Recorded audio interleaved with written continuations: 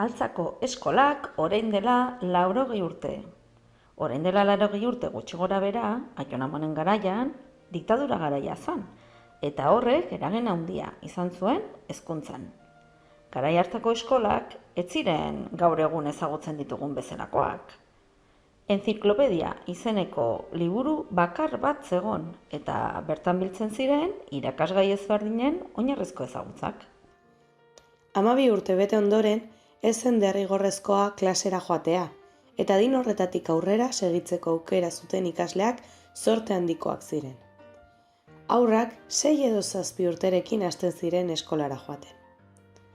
Altzeko eskolak 3 mailatan banatuta zeuden. Lehenengoan, gehiketa, kenketa, idazketa eta irakurketaren oinarriak ikasten zituzten. Bigarren mailan berriz, matematika gehiago, geografia eta historia pixka bat ere ikasten zuten. Azken mailan, 3. mutilak lan mundura sartzeko prestatzen zituzten, eta neskak, ostera, etxeko zereginak betetzeko, adibidez, josten irakasten zieten. Neskak eta mutilak banatuta zeuden, gela ezberdinetan, eta ez ziren inoiz egoten elkarrekin, ez gelan eta ez jolastokian. Altzako auzokide batzuek kontatu digute, ikasle batzuek klasera huts egiten zutela, adibidez, baratza ereiteko edo uzta jasotzeko garaian. Izan ere, ikasle batzuk baserrietan bizi ziren, eta familiari baratzean laguntzea eskola joatea baino garrantzitsuagoa zela uste zen.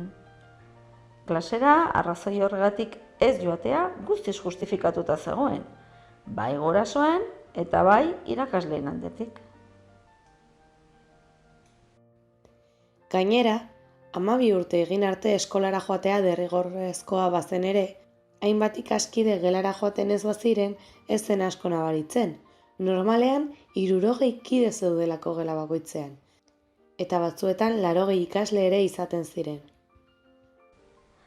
Altzatarren oroitzapenen artean, eskolan jasandako zigorrek garrantzia handia dute, batzuek oso gaizki pasa zutelako. Jarrera ezegokiak oso gogorki zigortzen ziren, hitzez edota fisikoki. Zigor gisa, ikasleak makil, erregela, gerriko edo eraztun gogorrekin jotzen zituzten.